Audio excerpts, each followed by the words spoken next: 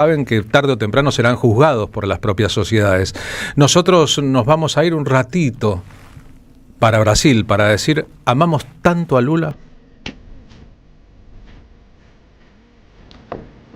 ¿Acaso el problema de Lula es que parece que va a ganar su cuarta elección? Que se va a consolidar su movimiento político iniciado con el comienzo de este siglo, un poquito antes de la llegada de Néstor Kirchner al poder, un poco después de la llegada de Hugo Chávez al poder, como el partido de las democracias del mundo con mayor cantidad de votantes, nada más y nada menos. Y además una fuerza de izquierda, que ha hecho muchas alianzas para lograr consolidarse o sostenerse en el poder, que sufrió una derrota dolorosa e histórica contra Bolsonaro. Pero que en lo que va del siglo ha deparado que Brasil, que era un ejemplo de la asimetría en el mundo, un país vastísimo, más de 220 millones de habitantes, hoy con una enorme proporción de afrodescendientes en su ADN, que sin embargo era a su vez un ejemplo de la lucha infructuosa contra la pobreza. ¿Cuál ha sido el pecado de Lula da Silva? La autonomía en las decisiones, no sujetarse a la bandera imperial de Estados Unidos, llevar adelante un programa de decolonización de los cerebros brasileños y básicamente sacar de la pobreza millones y millones y millones de personas. Por eso es que el lacayo del emperador fue a insultarlo este fin de semana, creando un problema gravísimo en las relaciones diplomáticas entre Brasil y Argentina, tal vez el más grave en mucho tiempo, desde la recuperación de la democracia para acá, seguro que sí. Y el presidente Lula, con su humor y su particularidad modo de comunicar, se preguntó en público, ¿quién es este tipo? Con esta definición, ¿quién es este tipo que se hace el gallito de visitante porque tiene guardaespaldas poderoso? Dijo mucho más que si se hubiese empeñado en la política del insulto. Este es Milei insultando a Lula, de visitante para apoyar al hijo de Bolsonaro en la lucha electoral. Para colmo, la basura Calva no me permitió visitar a mi amigo injustamente encarcelado, cuando sé que Lula se cansó de recibir dirigentes del exterior cuando estaba preso, entre ellos el nefasto expresidente argentino Alberto Fernández. Esto no es más que una clara muestra de la injusticia de su detención y su claro carácter vengativo. Estimado Jair, te abrazo a la distancia, que los burócratas hoy están impidiendo, prontamente se hará realidad y nos volveremos a dar un abrazo con el querido Jair Bolsonaro. Una de las primeras políticas del movimiento de recuperación democrática que se dio en los 80 en toda América Latina después de larguísimas dictaduras. Solamente vale la pena recordar que en Brasil fueron 21 años de dictadura, en Paraguay 37, en Chile 17, en Argentina apenas 7, fue la alianza que hoy llamamos el Mercosur. Dos colosos al principio, Brasil y Argentina, en un acuerdo entre sus presidentes socialdemócratas. Luego se incorporó Uruguay, más tarde se incorporaría Paraguay. Gestaron un movimiento tratando de pensar que después de las eras de desunión,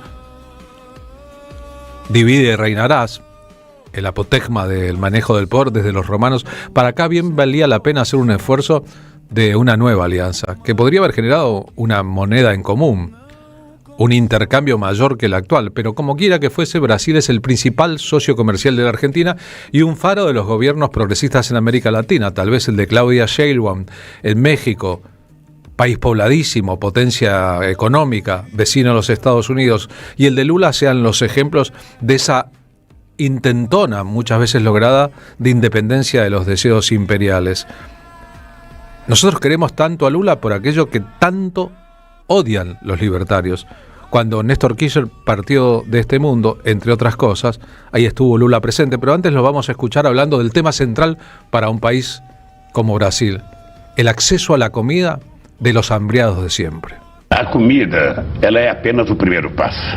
É que uma pessoa com a barriga cheia, tem força para trabalhar. La comida es el primer paso. Cuando una persona tiene la barriga llena, tiene fuerzas para trabajar, para pelear. Una persona con hambre no tiene fuerza para nada. El plato de comida le dará la posibilidad de tener más salud. Nós temos que dar o peixe, nós temos que ensinar a pescar e não dar o peixe. A los hombres tenemos que enseñarles a pescar y no regalarles los peces, el viejo consejo cristiano. Ele está comendo peixe, vai ser melhor para ele e vai ser melhor para o país. Então eu nunca tive conflito e sempre tive consciência de que não é prato de comida que vai resolver o problema do pobre. O prato de comida, un plato de comida no va a resolver el problema de los pobres. De ter mais saúde, le va a dar la posibilidad de tener más salud, de luchar más por sus derechos. De procurar resolver os problemas da sua vida. Com fome, ele não faz nada. Aliás, con hambre, una persona no puede hacer nada. Não leva nenhuma nação a revolução. A fome. El hambre no lleva a ninguna nación a hacer una revolución. El hambre lleva a una nación a la sumisión. Vaya si supo en su vida lo que es el hambre este hijo de la clase trabajadora nordestina, que fue durante mucho tiempo un obrero de las más grandes empresas de fabricación de automotores en Brasil, que perdió un dedo en su trabajo y que para muchos sofisticados ni siquiera pronunciaba bien el portugués porque lo pronunciaba con acento nordestino. Tal vez eso es parte del enorme capital político que tuvo, ha tenido y tendrá Lula. El fundador de una era de esperanzas para los necesitados. Recuerdan que también dentro de este siglo gobernó su delfina política, Dilma Rousseff, a la que además desalojaron del poder con un golpe de Estado parlamentario. Si Lula está al frente de la fórmula que hasta acá parece va a ganar las elecciones de este año en Brasil, es porque se ha comprobado la enorme potencia, pese a que se trata de un octogenario, de su peso en la política.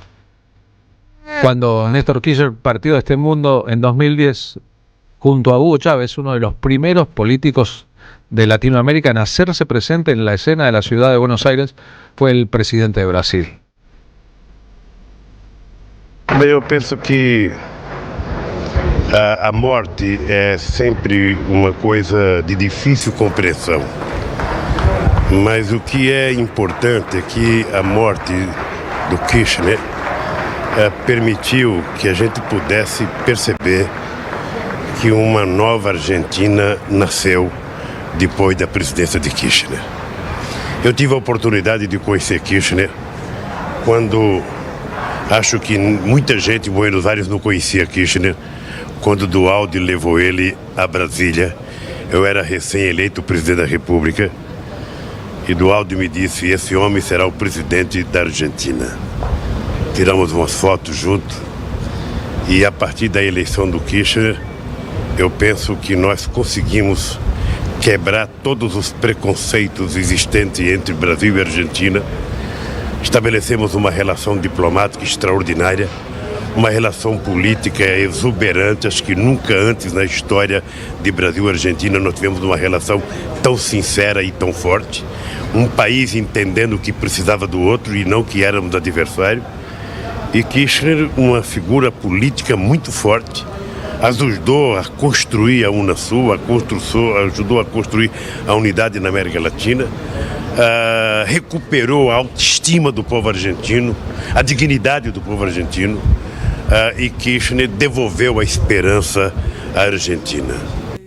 Fíjense, todas las cosas que dice, hablando en un casi portuñol, el presidente brasileño, que grafican ese momento, ¿no? La recuperación de la autoestima argentina durante el gobierno de Néstor Kirchner, la mayor flexibilidad en las relaciones diplomáticas de todos los tiempos, una nueva ola, un nuevo tiempo. Cuando Lula da Silva emergió del bajo fondo de la propia política brasileña, representando a los no representados, hubo, como pasó también con Néstor Kirchner cuando llegó al poder, muchas dudas sobre quién era, qué iba a hacer, qué podía cumplir, qué no, de qué manera iba a interactuar con las otras fuerzas políticas y con el imperio estadounidense, tan presente en la vida política y cultural de Brasil y Argentina. no solo pudo con todo, se las arregló de muchas maneras diferentes para poner a Brasil en un lugar de impresionante repercusión mundial, uno de los países más grandes y más poblados del mundo, con una de las economías más dinámicas, que ofreció un crecimiento económico extraordinario, que incluso llevó a que hubiera un boom del metro cuadrado en Manhattan, en New York, por las compras que los ricos brasileños hacían de departamentos. Es decir, el gobierno de Lula no solo convino a las mayorías de los pobres, sino también a las minorías de los ricos en Brasil. Por eso hubo un momento casi que de unidad. Estos son Gilberto Gil y Chico Buarque cantando juntos Cálice cuando Lula estaba preso. Lula livre. Claro. Yo quería llamar aquí. Saben que Cálice, que en portugués suena como cállese, es una famosa canción de Chico Buarque escrita durante la dictadura militar. Versión original grabada con Milton Nascimento, que ya no está, aunque sigue vivo, disponible para cantar.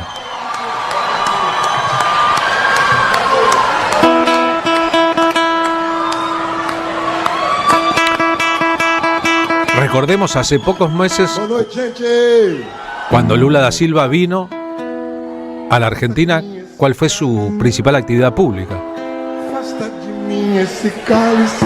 Fue visitar a Cristina Fernández de Kirchner, cumpliendo una condena en su propio hogar por crímenes que no fueron probados que cometiese. Cuando digo crímenes, digo delitos. Estamos compartiendo la foto de los dos líderes aquella tarde temprano, en que Lula no olvidó los deberes básicos de la solidaridad. Como beber essa bebida amarga, tragar a dor, engolir a la Gilberto Gil fue ministro de Cultura del gobierno de Lula. Chico Buarque, una figura tradicional de la izquierda brasileña, es su amigo y su fanático.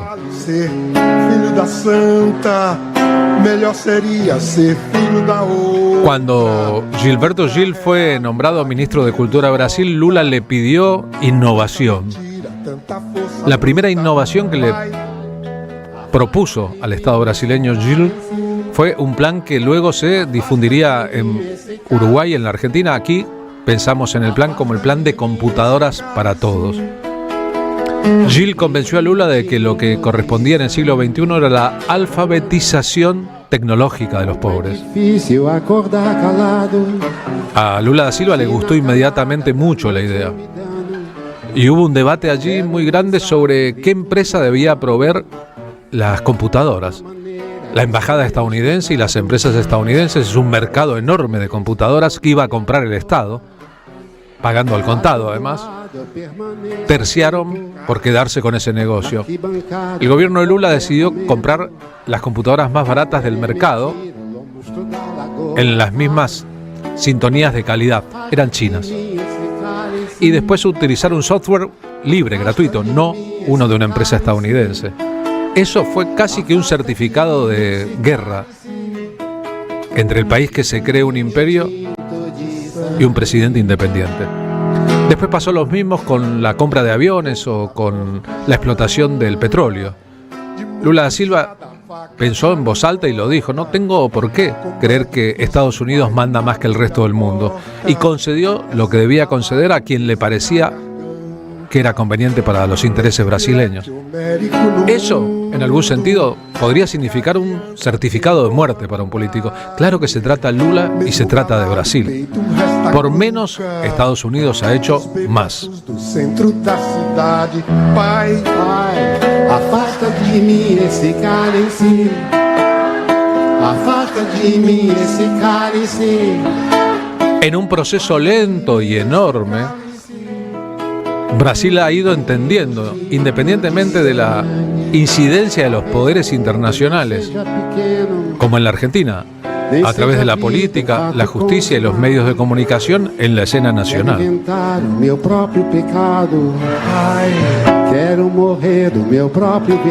Pero así como en medio de la crisis de fines de los 90 y principios de este siglo en la Argentina, con la política y los políticos tradicionales, se veía venir que el país era un país en vías de disolución o que surgirían nuevos liderazgos, Afasta de mim esse De la consigna que no quede ni uno solo, surgieron los nuevos liderazgos. Por un lado Néstor Kirchner, por otro lado Mauricio Macri. esse cálice de vinho. Que algo iba a pasar en Brasil también se veía venir. Afasta de mim esse cálice. Afasta de mim esse cálice. Padre, aparta de mí ese cáliz de vino tinto de sangre, dice el famoso estribillo de esta canción. Cuando se veía venir a Lula, Paralamas, una banda clave de la historia del rock latinoamericano, grabó una canción llamada Luis Ignacio. Luis Ignacio avisó, Luis Ignacio paló, dijo, contó lo que iba a pasar, que no podía ser que 300 pícaros en el Congreso de la Nación manejaran un país.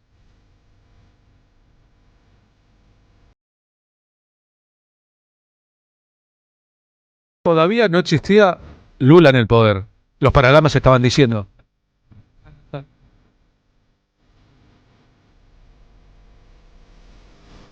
Rapeando y papeando mucho, diciendo muchas cosas juntas. Que un país como Brasil, manejado por la corrupción y los pícaros de siempre, con la tutela de Estados Unidos, no tenía destino.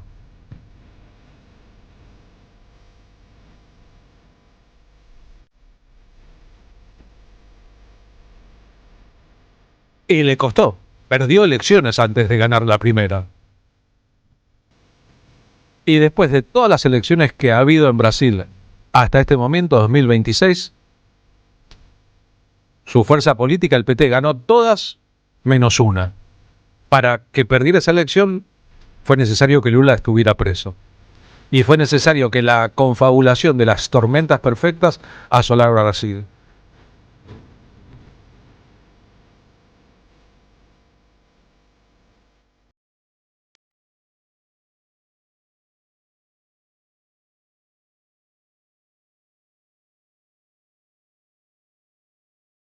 Es posible que nuevamente, como ha ocurrido más de una vez en la historia, el destino argentino esté atado al destino brasileño. ¿Por qué queremos tanto a Lula? ¿Hace falta explicar más?